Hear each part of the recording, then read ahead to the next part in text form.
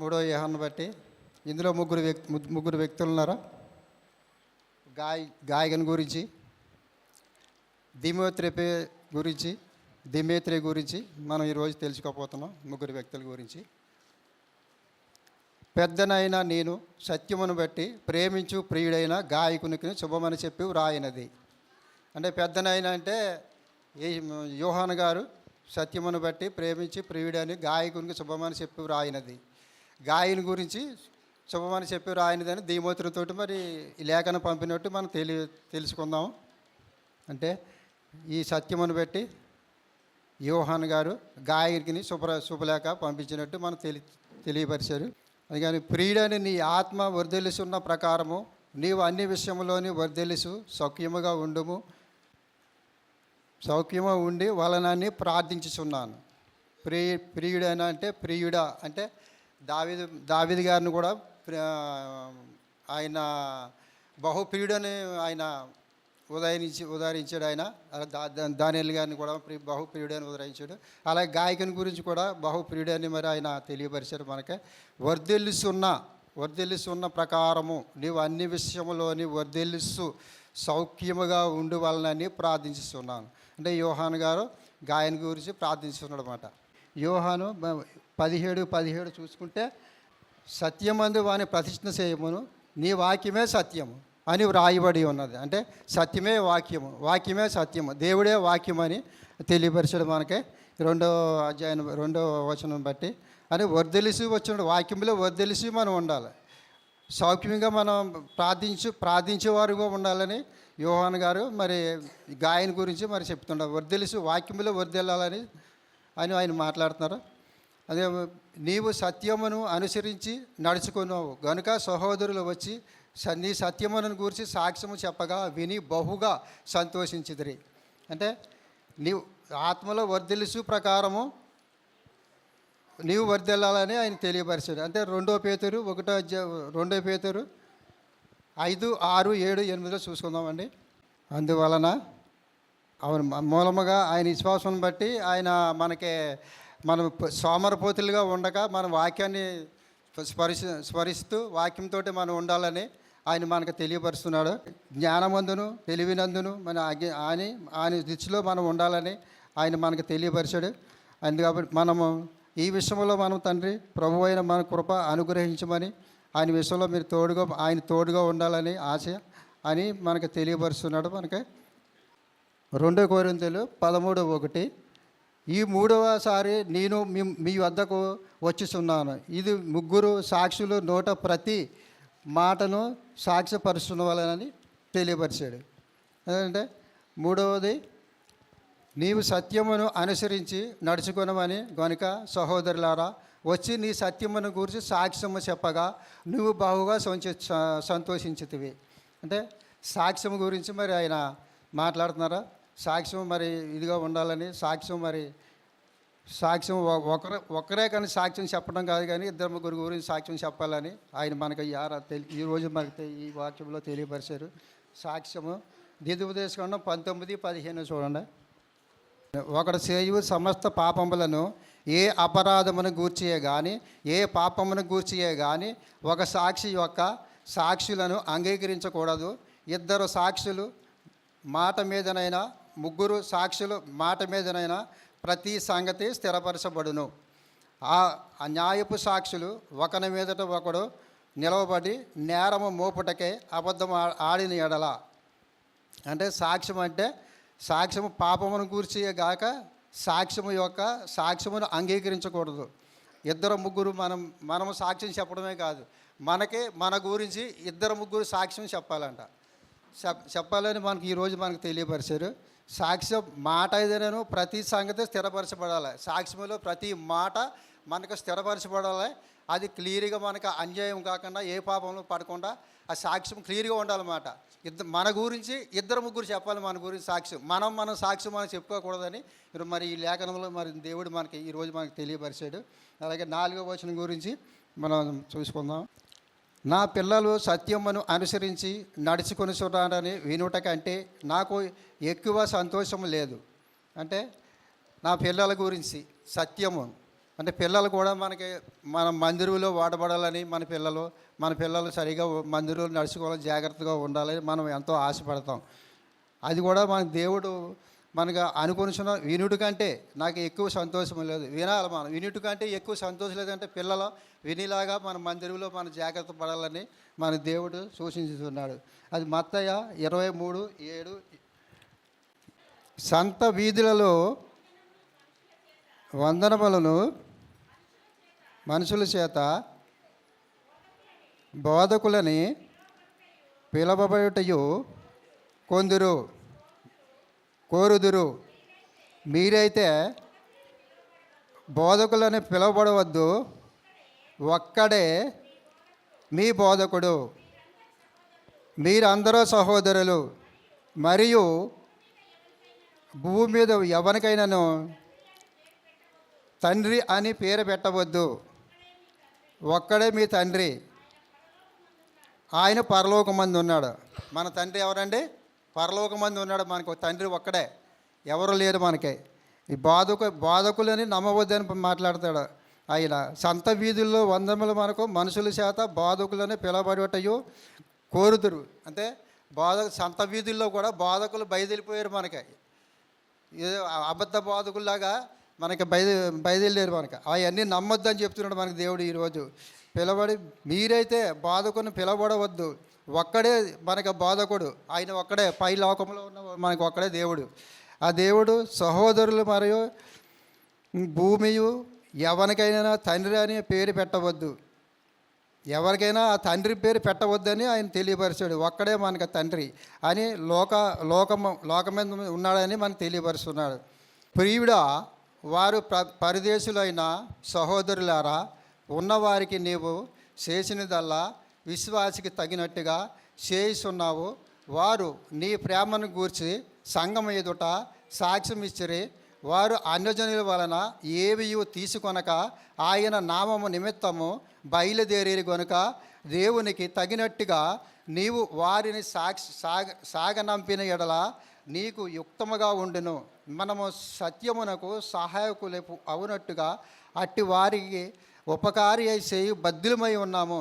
నేను సంఘమునకు ఒక సంగతి వ్రాసితిని, అయితే వారిలో ప్రాధాన్యతము కోరుసున్న దిమ్ముత్రేపే మమ్మును అంగీకరించుట లేదు. వాడు మమ్మును గూర్చి చెడ్డ మాటలు వదురుసు అది చాలునట్టుగా సహోదరులను తానే చేర్చుకొనక వారిని చేర్చుకొని మనసు గల వారిని కూడా ఆటంకపరచు సంఘములో నుండి వారిని వెలివేయిస్తున్నారు. అందుచేత నేను వచ్చినప్పుడు వాడు చేయుచున్న క్రియలను జ్ఞాపకము చేసుకొందురు. ప్రియుడా, చెడ్డ కార్యమును కాక మంచి కార్యమును అనుసరించి నడుచుకొనమని మేలు చేయవాడు దేవుని సంబంధ, కీడు చేయవాడు దేవుని చూసినవాడు కాడు. దిమోత్రియు అందరి వలన సత్యం వలన చూసి సాక్ష్యము పొందువాడు. మేము కూడా అతనికి సాక్ష్యం ఇచ్చుచున్నాము. మా సాక్ష్యము సత్యమైనదని నీవు వెరుగుదువు. అయితే ఇప్పుడు 5వ వచనం నుంచి 12, 13వ వచనం వరకు ఆత్మ ఫలాల గురించి మనం తెలుసుకుందామండి. ఆత్మ ఫలాల గురించి దీన్ని వివరించి ఈ 12:5 నుంచి మరి 13, 12వ వచనం వరకు మనకి తెలియపరిచాడు దేవుడు. మరి ఆత్మ ఫలాలు ఏంటో మనం చూద్దాం ఒకసారి. ఇలా 5, 12, 22. అయితే ఆత్మ ఫలమేమనగా ఆత్మ వర్ధిల్సి ఉన్న ప్రకారము 1 ప్రేమ, 2 సంతోషము, 3 సమాధానము, 4 దీర్ఘశాంతము, 5 దయాళత్వము, 6 మంచితనము, 7 విశ్వాసము, 8 సాత్వికము, 6 ఆశానాగ్రహము. ఈ 9 ఆత్మ ఫలాల గురించి మనం ఈరోజు మరి మాట్లాడుకుని మరి తెలుసుకుందామండి. మరి ప్రేమ గురించి ముందు ప్రేమ గురించి మనం తెలుసుకుందాం. మరి ఏంటో యోహాను 3:16. దేవుని లోకమును ఎంతో ప్రేమించెను కాక ఆయన తన అద్వితీయ కుమారునిగా పుట్టిన వాని యందు విశ్వాసముంచు ప్రతి వాడును నశింపక నిత్య జీవం పొందినట్లు ఆయనను అనుగ్రహించెను. దేవుని లోకమును ఎంతో ప్రేమించును గాక, ఆయన తన అద్వితీయ కుమారునిగా పుట్టెను. ఆయన యందు విశ్వాసం ఉంచి ప్రతివాడు నశింపక నిత్య జీవమై, విశ్వాసించి ప్రతివాడును నశింపక నిత్య జీవమై పొందినట్లు ఆయనను అనుగ్రహించను. అంటే ఆయన యందు నిత్య జీవమై కలిగి ఉండాలని, మనకే విశ్వాసం అందు కలిగి ఉండాలని, ప్రతివాడు విశ్వాసం అందులో నడవాలని, ఆయన విశ్వాసం గురించే మాట్లాడాలని, నిత్య జీవముగా పొందినట్లు ఆయన అనుగ్రహించి ఉన్నాడు మనకే. అంటే మన ప్రభువుని సొంత రక్షకుడిగా మనం అంగీకరించాలని, మన ప్రభువు ప్రతి ఒక్కరూ ప్రభువు సహాయాన్ని పొందాలని, ప్రభు సహవాసాన్ని ప్రేమించాలని, ప్రభువుని సన్నిధిని ప్రేమించాలని, ప్రభు సేవని ప్రేమించాలని, ప్రభు సేవకుడిని ప్రేమించాలని, ప్రేమను సంఘాన్ని ప్రేమించాలని, ప్రభువు ప్రేమించిన ప్రతి ఒక్కరూ ప్రేమపూర్వకంగా క్రియల్లో చూపించాలని, మనము చేయు కార్యములను ప్రేమతో చేయాలని ఆయన తెలియపరుచున్నాడు. అంటే మనము ఈ అన్ని ప్రేమ గురించే, మనం ఈ వచనం అంతా ప్రేమ గురించి మరి మాట్లాడే దేవుడు. ఆయన అనుసరించి నడవాలని, ఆయన సన్నిధినే ప్రేమించాలని, ఆయన సంఘాన్ని ప్రేమించాలని, ప్రేమించిన ప్రతి ఒక్కరూ ప్రేమతోనే క్రియల్లో చూపాలని, మనమైతే కొరింథీలు 16:14 కూడా మనము చేయి కార్యములన్నింటిలోని మనమే ప్రేమించాలని, ప్రతి విషయంలోనే మనం ప్రేమగా ఉండాలని, ప్రేమించాలని మనకి ఈరోజు దేవుడు తెలియపరుస్తున్నాడు. అలాగే మరి సంతోషం గురించి మాట్లాడుకుందాము. సంతోషము కీర్తనలో 100వ కీర్తన 2.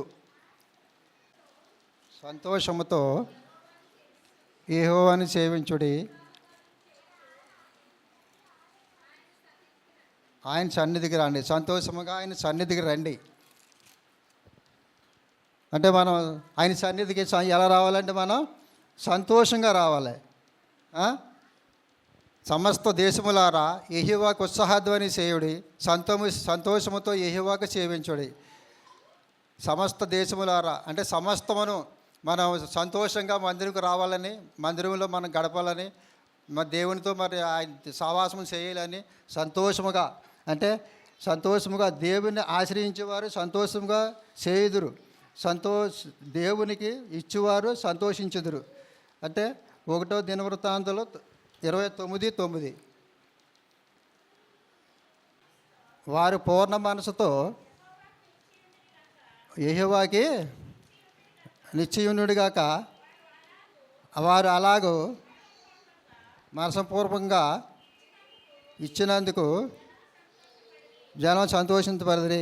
ఆయన పూర్ణ మనసుతో, పూర్ణ ఆత్మతో, పూర్ణ వివేకముతో ఆయన సంతోషముగా, ఆయన యందు భయభక్తులు కలిగి ఉండాలని, దేవుడు మనతో సమాధానం దయచేయమని, సంతోషముగా ఉండాలని మనతో మాట్లాడుతాడు.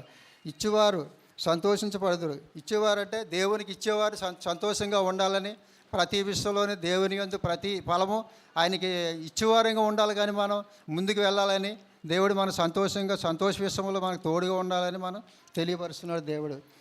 సమాధానం గురించి మాట్లాడుకుందామండి.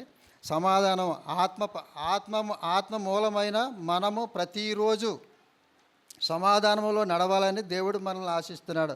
అంటే సమాధానం గురించి లూకా 2:11 దావీదు పట్టణమందు నేడు రక్షకుడు మీ కొరకు పుట్టి ఉన్నాడు, ఆయన ప్రభువైన క్రీస్తు. దానికి ప్రభువైన క్రీస్తు అంటే సమాధానం గురించి మన దేవుడు దావీదు పట్టణమందు పుట్టి ఉన్నాడు మన కొరకు.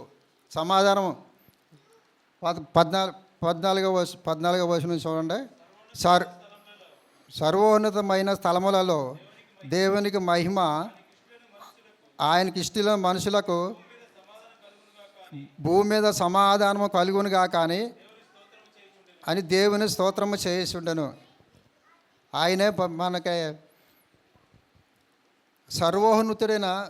సర్వోన్నతమైన స్థలములో దేవుని మహిమ, ఆయనకి ఇష్టలై ఉన్నారు. సర్వోన్నత స్థలములో దేవుడు మనకు సమాధానం కలగజేసే దేవుడు. మనుషులు భూమి మీద సమాధానం కలుగునుగా కానీ అని దేవుని స్తోత్రము చేసి ఉన్నారు. అంటే ప్రజలందరూ దావీదుపురములో దేవుడు పుట్టాడని ఆయన అందరూ సమాధానం కలగజేసుకున్నారు దేవుడికి.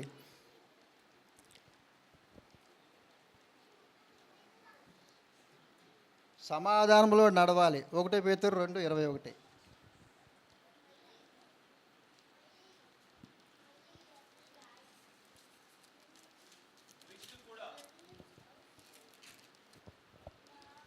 అదొక్క నిమిషం. 1 పేతురు 2.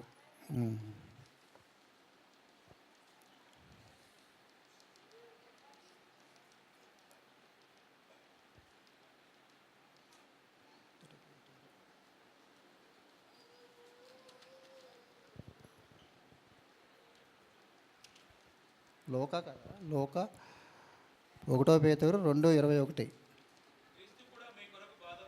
క్రీస్తు కూడా మీ కొరకు బాధపడి మీరు తన అడుగు జాడల యందు నడుచుకున్నట్లు మీకు మాదిరి ఉంచిపోయాను. అదే క్రీస్తు కూడా మనకే ఒక అడుగు జాడలు మనకే ఆయన ద్వారాగా మనకి విడిచిపోయాడు. సమాధానం ఒక్కటే మనకు సమాధానం విడిచిపోయాడు మాట, మనకి సమాధానం ఇచ్చాడు మాట. మనకి సమాధానం మనకు కలగజేసినందుకు ఆయన సమాధానంలో నడవాలని ఆయనకు ఒక మాదిరిగా మనకు ఉంచిపోయాడు మన దేవుని గురించి. అయితే సమాధానంలో మాట్లాడాలి. మత్తయి 12:34.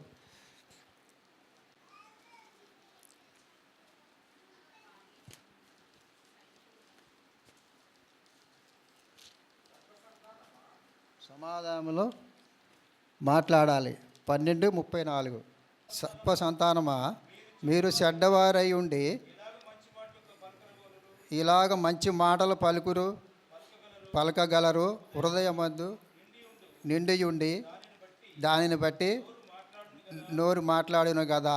అదే సర్ప సంతానమా, మీరు చెడ్డవారై ఉండి ఇలాగో మంచి మాటలు పలకగురా.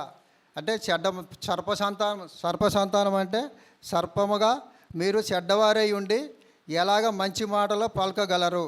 హృదయమందు మన హృదయంలో నిండి ఉండాలని దేవుడు దానిని బట్టి మాట్లాడాలని తెలియపరుస్తున్నాడు మనకి. సమాధానం అయితే సమాధానము పోలీసులు అవసరం లేదంటే ఇంకా దీర్ఘశాంతము, ఓర్పు, సహనము, శాంతనము. లోక 21:19. మీ ఓర్పు చేత మీ ప్రాణమునకు దక్కించుకొందురు. అంటే ఓర్పు కలిగి ఉండాలని, ప్రాణమందు ఓర్పు కలిగి ఉండాలని దేవుడు మనతో మాట్లాడుతున్నాడు. ఆయన ఆయన యందు ఓర్పుగా ఉండాలి. అన్ని విషయంలోనే ఓర్పుగా ఉండాలి. ఏ విషయంలోనే సరే ప్రతి విషయంలోనే ఆయన పనుల్లోని కానీ ఆయన మన ప్రాణ విషయంలో కానీ ఓర్పు కలిగి ఉండాలని దేవుడు మనతో మాట్లాడుతున్నాడు. దీర్ఘశాంతము, ఓర్పు కలిగి ఉండాలి. దీర్ఘశాంతంలో మనం ఓర్పు కలిగి ఉండాలి. ఓర్పు విషయంలో చాలా విషయంలో కానీ శాంత విషయంలో కానీ ఓర్పు కలిగి ఉండాలని దేవుడు మనతో మాట్లాడుతున్నాడు. శాంతవంతుడు విధానము నడుచు వేస్తుంది. అంటే సామెతలు 15:18 కూడా చూడండి ఒకసారి. మీ ఓర్పు చేత మా ప్రాణమును దక్కించుకొందురు. అంటే ఓర్పు కలిగి ఉండాలని మనం మంచిగా మాట్లాడుకున్నాం. సేమ్ దీర్ఘశాంతము ప్రాణమును కాపాడుతుంది. 21:19. దీర్ఘశాంతుడు విధానము అనుసును వేస్తుంది. సామెతలు 15:18. ఆత్మ జీవితం ప్రశాంతముగా సంతోషకరముగా ఉండుటకు కావలసినది. ఆత్మ జీవితం ప్రశాంతముగా సంతోషకరముగా ఉండుటకు కావలసినది. గుహలో ఓర్పు. 2వ దశలోనిక 3:5 మాట్లాడు. సిమోను అవును, అతడు దానిని చూసి దాసుని కొట్టి అతను కుడి చెవి తెగ నరికెను. 11. ఆ దాసుని పేరు మల్కు. ఏసి కత్తి వరలో ఉంచును.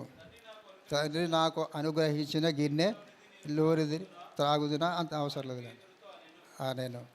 అయితే మనకి సిమోను పేతురు వద్ద కత్తి ఉన్నది. అతడు దానిని దూసి ప్రధాన యాజకుడు దాసుని కొట్టి అతనిని కుడిసేవి నరికేసాను. దాసుని పేరు మల్కు. అయితే ఆయన గుంపులో ఉన్నాడు. ఆయన గుంపులో ఉన్నారు కదా, గుంపులో ఉండి ఆయన ఓర్పు లేదు ఆయనకి. కత్తి గబక్కను తీసి చెవి నరికేశాడు. ఓర్పు లేకే కదా ఆయనకి.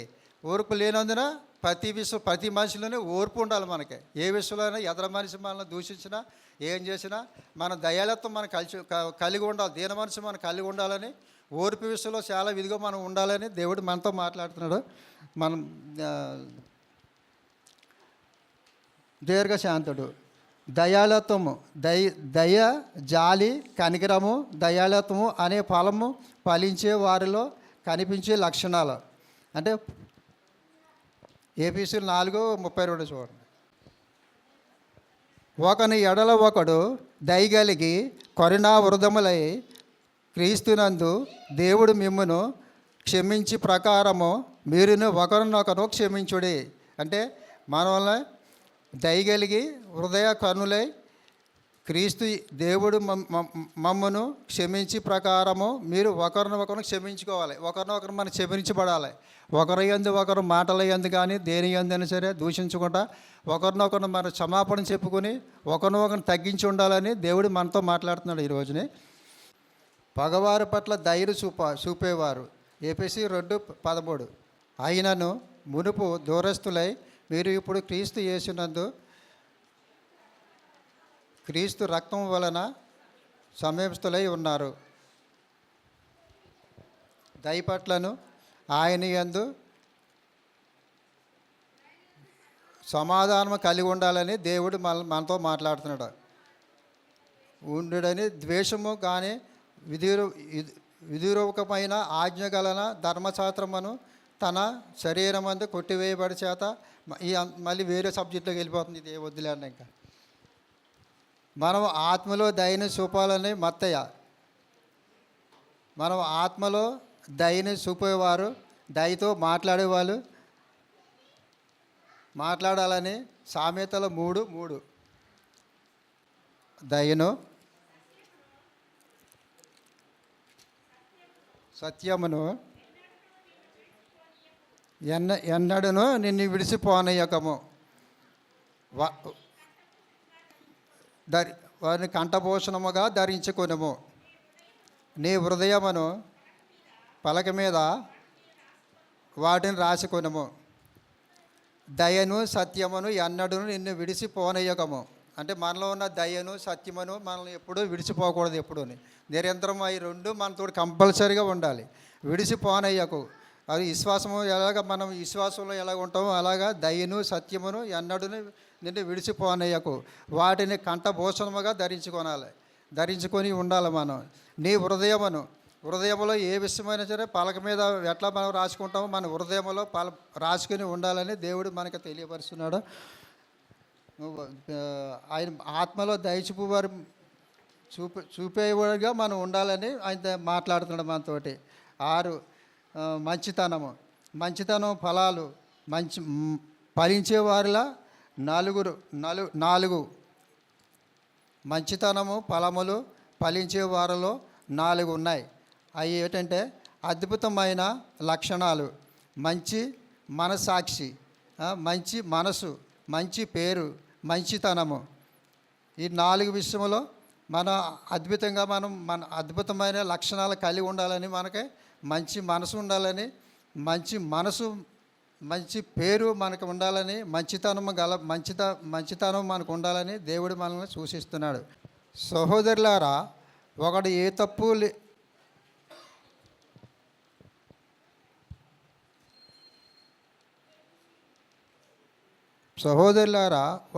తప్పుతమునైనను సిక్కుకొని ఎడల ఆత్మ సంబంధములైన మీలో ప్రతివాడు తానను శోధింపబడడు నేమో అని తన విషయమై చూసుకొనిచుచు సాత్వికమైన మనసుతో అట్టి వారిని మంచి దారికి తీసుకొని రావాలని ఆయన తెలియజేస్తున్నాడు. ఏదైనా కానీ మన శోధనలో పడకుండా మన ఆత్మ సంబంధమై ఉండాలని, ప్రతితాను విషయమై సాత్వికము మనసుతో అట్టి వాటిని మన సాత్విక మనసు కలిగి ఉండాలని మనతో దేవుడు మాట్లాడుతున్నాడు.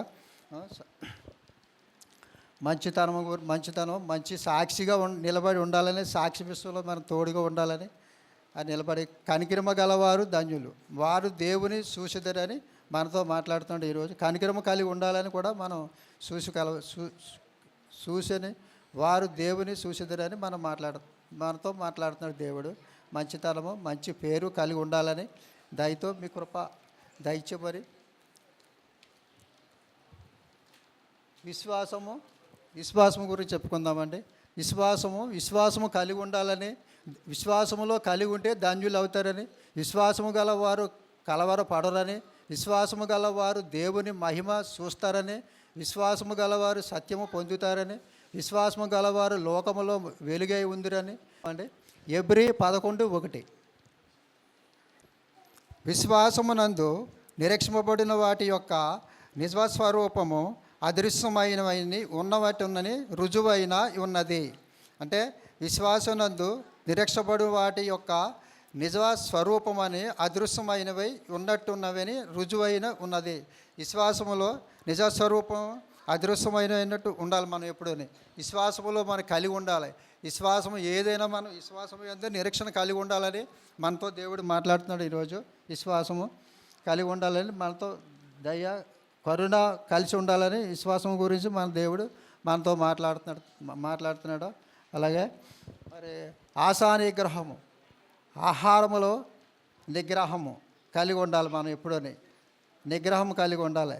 సామెత 23:2 అని తిండిపోతు అయిన ఎడల నీ గొంతుకు కత్తి పెట్టి కొనుము. అంటే తిండిపోతు అయినప్పుడు తిండిపోతుగా ఉండకుండా ఆయన నోటికి కత్తి అడ్డం పెట్టుకుంటున్నాడండి. ఎందుకంటే తిండిపోతు అయి ఉండి నోటికి కత్తి పెట్టుకోవడం అంటే వాక్యం వాడి నోట్లో ఉండలేదు. వాక్యమే కత్తి అంటే.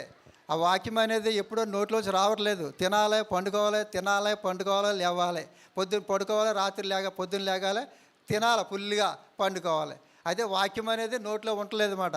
కత్తి అడ్డం పెట్టుకుంటున్నాడు. అసలు వాక్యం అనేది లేదు. అంటే వాక్యము కత్తి అడ్డం పెట్టుకోకుండా వాక్యము ఎప్పుడు మన నోట్లో, ఎప్పుడు మనం ఎక్కడికన్నా వెళ్ళినా నడిచినా దేవుని మాట మన నోట్లో ఉండాలి. మనం దేవుడిని ఎప్పుడు మనం స్మరిస్తూ ఉండాలని దేవుడు మనకు ఈరోజు తెలియపరుస్తున్నాడు. ఆగ్రహంలో నిగ్రహము, సామెతలు 29:1 చదవండమ్మా. ఎన్నిసార్లు గద్దించినా లోబడిన వాడు మరి తిరగలేకుండా హఠాత్తుగా నాశనమగును.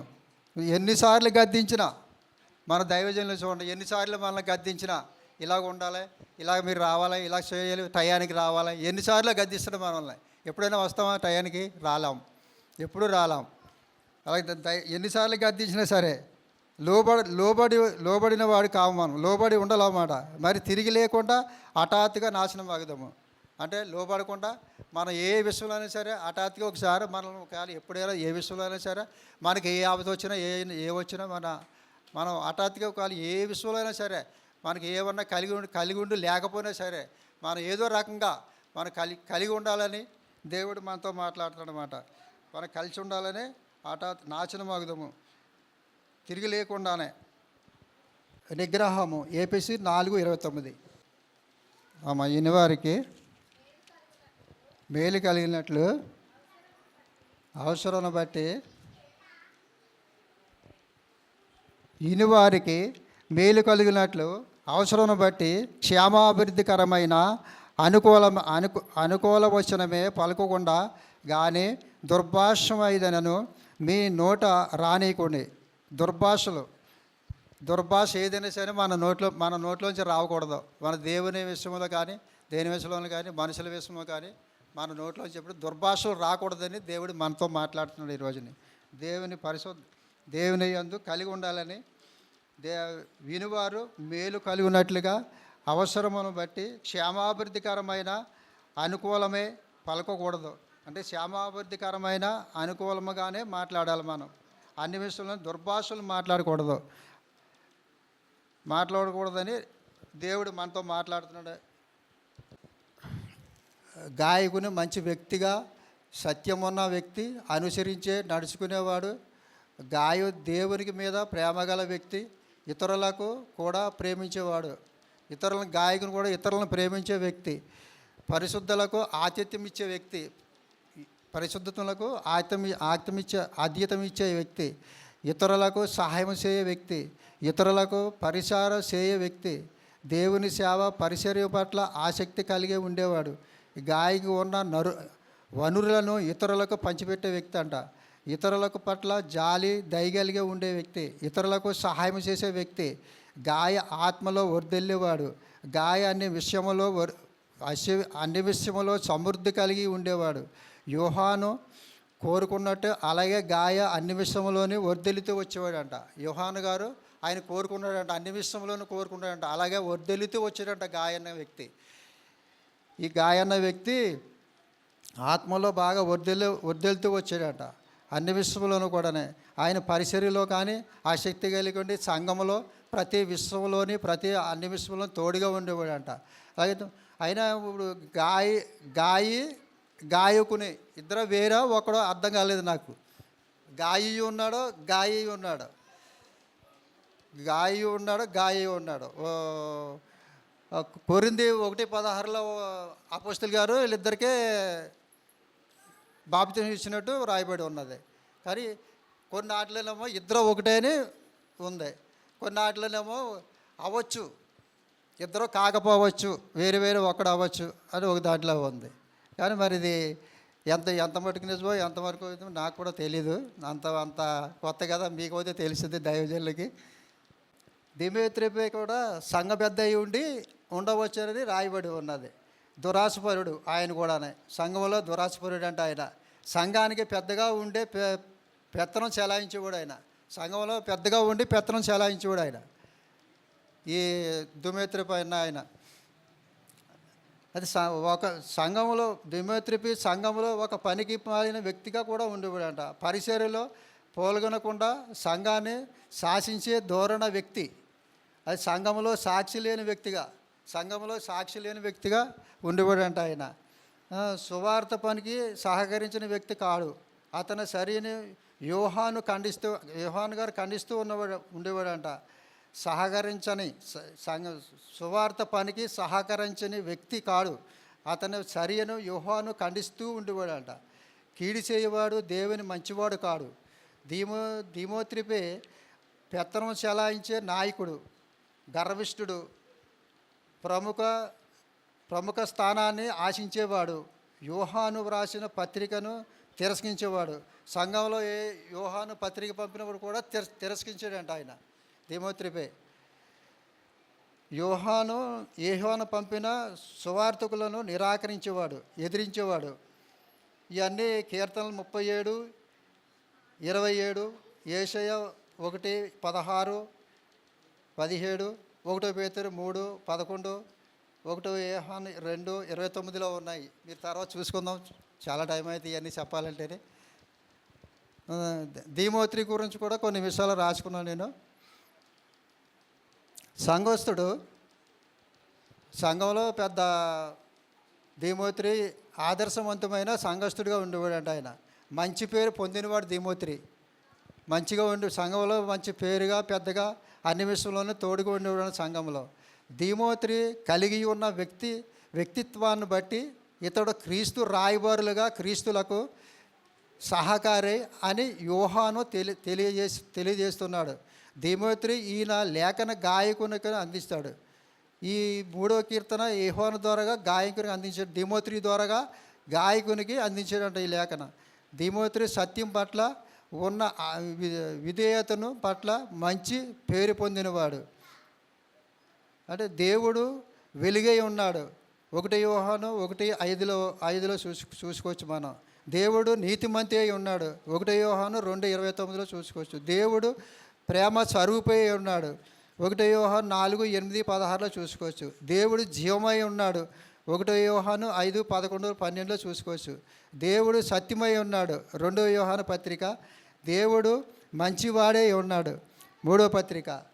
అది అన్ని విషయంలోని గాయకుడు మీరు ఆదర్శవంతుడై దీమోత్రి ఆదర్శవంతుడై సంఘంలో సంఘస్థులుగా సంఘ విషయంలో తోడుగా సంఘానికి ఒక వ్యక్తిగా తోడుగా ఉండేవాడు గాయకుడు ఈ దీమోత్రి అన్న ప్రవక్త. అంటే ఈ దీమోత్రి అన్న సంఘంలో మంచి ప్రవక్తగా దైవజనులుగా ఉండేవాడు అనుకుంటా. ఈ దీమోత్రి ఏమో సంఘానికి వ్యతిరేకంగా ఉండేవాడు అన్నమాట. సంఘం విషయంలో అందరి విషయంలోనే అని మాకు తెలియపరిచాడు. మనకి సంగతులు నీకు వ్రాయవలసిందా కానీ సిరాతోని కలమతోను నీకు వ్రాయ నాకు ఇష్టం లేదు. శీఘ్రముగా నిన్ను చూడి నిరీక్షించుచున్నాను. అప్పుడు ముఖాముఖిగా మాట్లాడుకొనిదము. నీకు సమాధానము కలుగును గాక. మన స్నేహితులు నీకు వందనములు చెప్పుచున్నారు. నీ యొద్దలోని స్నేహితులను పేరున వరుసన వందనములు చెప్పుచున్నారు. ముఖాముఖిగా మాట్లాడమని ఆయన వివరించుచున్నాడు. అంటే ఇది నేను సంగతిలో నీకు వ్రాయిస్తున్నాను కానీ సిరాతోనే కలమతోనే నీకు వ్రాయి నాకు ఇష్టం లేదు. రోమా 1వ అధ్యాయము 8 నుంచి చూద్దామండి. మీ విశ్వాసము పరలోకమున ప్రచురము చేయబడి సూడును బట్టి ఎదుట మీ అందరి నిమిత్తము యేసుక్రీస్తు ద్వారా నా దేవునికి కృతజ్ఞాస్తులు చెల్లించుచున్నాను. ఇప్పుడు ఇలాగైనను ఆటంకము లేకుండా మీ యొద్దకు వచ్చుటకు దేవుని చిత్తం వలన నాకు వీలు కలుగునేమో అని ప్రార్థనలయందు ఎల్లప్పుడూ ఆయన బతిమాలు కొనుసు మిమ్మల్ని గూర్చి ఎడతెగక జ్ఞాపకము చేసుకొనుచున్నాను. అందుకు ఆయన కుమారుని సువార్త విషయమై నేను నా ఆత్మయందు సేవించుచున్నాను. దేవుడే నాకు సాక్షి.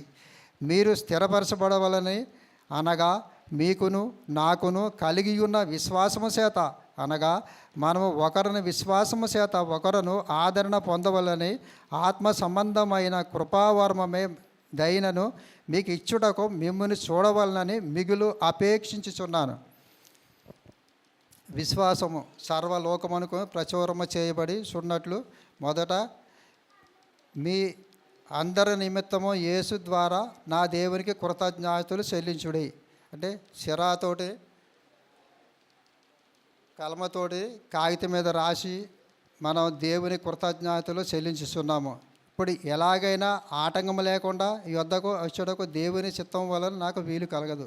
అంటే దేవుని చిత్తము లేనిది మనం ఏదీ చేయలేము. ఆయన చిత్తం మనకు ఉండాలి. దేని మీదైనా ఆయన చిత్తము నీ చిత్తానుసారం ప్రవర్తించడం మాకు నేర్పించడం అని మనం అడుగుతూ ఉంటాం ప్రార్థనలో కూడా. ఒకసారి ఆయన ప్రదేశంలో మనం నడిపించను కాక మనం ప్రార్థనలో కూడా చేస్తూ ఉంటాం. అలాగే ఆయన చిత్తము ఏదైనా ఆయన చిత్తము ఉండాలి. ఆయన చిత్తము లేదు మనకు వెళ్ళదు. ప్రార్థనలు అయ్యింది ఎల్లప్పుడూ మనం ఆయనని బతిమాలి కొనిసి ఉంటాం. మిమ్మల్ని గురించి ఎడతెగక జ్ఞాపకము చేసుకున్నాం. ఆయన గురించి ఎల్లప్పుడూ మనం ఎడతెగక జ్ఞాపకం చేసుకునేలాగా మనం ప్రార్థనలు అయ్యేందు కలిగి ఉండాలని దేవుడు మనతో మాట్లాడుతున్నాడు. అందుకు ఆయన కుమారుని సువార్త విషయంలోని నా ఆత్మయందు సేవించున్న దేవుడే మనసాక్షి. ఆయన మన ఆత్మలోనే ఉన్నాడు దేవుడు. మన ఆత్మయందే మనసాక్షిగా మనం చూసుకోవాలని మన దేవుడు మనతో మాట్లాడుతున్నాడు. కలిగి ఉన్న విశ్వాసము చేత, అనగా మనం విశ్వాసము చేతే ఒకరినొకరు ఆదరణ పొందాలని, ఒకరినొకరిని మనం ఆదరణ విశ్వాసము చేత మనం ఒకరినొకరిని ఆధారపడేలాగా, ఒకరిని ప్రేమించేలాగా ఆధారపడి ఉండాలని మనకు తెలియజేస్తున్నాడు దేవుడు. ఆత్మబంధమైన కృపావరమే మనకిచ్చే ఆయన ఆత్మ బంధమైన కృపావరమేదైనను మీకు ఇచ్చుటకు మిమ్మల్ని చూడవాలని మీకు అపేక్షిస్తున్నాను.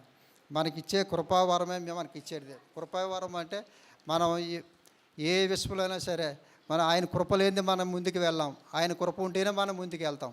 ఆయన కృప లేనిది మనం ఎక్కడికే వెళ్ళాము.